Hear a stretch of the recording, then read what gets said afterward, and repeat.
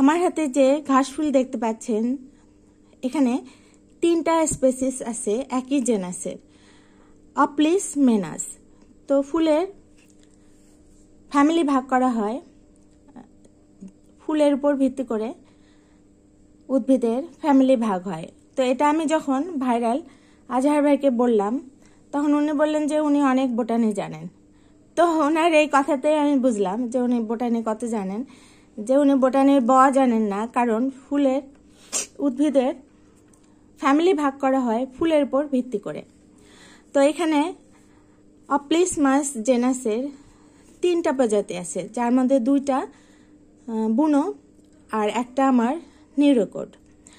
তো প্রথমে যেটা দেখাই, যেটাকে বলে কম্পোজিটাস, অপ্লিসমানাস কম্পোজিটাস।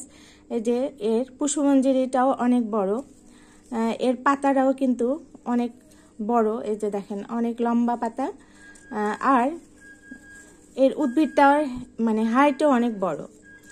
তো এর আরেকটা বৈশিষ্ট্য আছে যে এখানে যে লিগুলটা থাকে, লিগুলের এখানে যে হেয়ার থাকে সেই হেয়ারটাও কিন্তু লম্বা। দেখতে পাচ্ছেন কিনা আমি মাইক্রোতে ছবি তুলে দিব। তো হেয়ারটা লম্বা, এটা একটা পার্থক্য। আরেকটা হলো যে অপ্লিসমেনাস বার্মানি। তো বার্মান নামে একজনের নামে এটার নাম।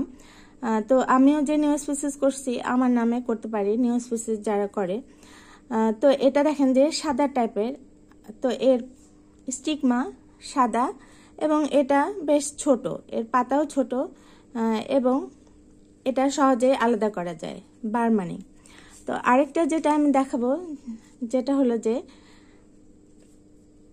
এটা অপ্লিসমেনাস হিরটেলাস। কেন এটা হিরটেলাস সেটা আমি বলছি।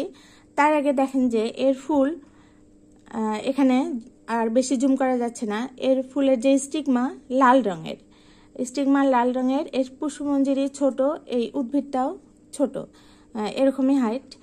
আর এর যে এখানে লিগুল আছে যেটাকে লিগুল বলে, সেটা কিন্তু খুব হেয়ারি।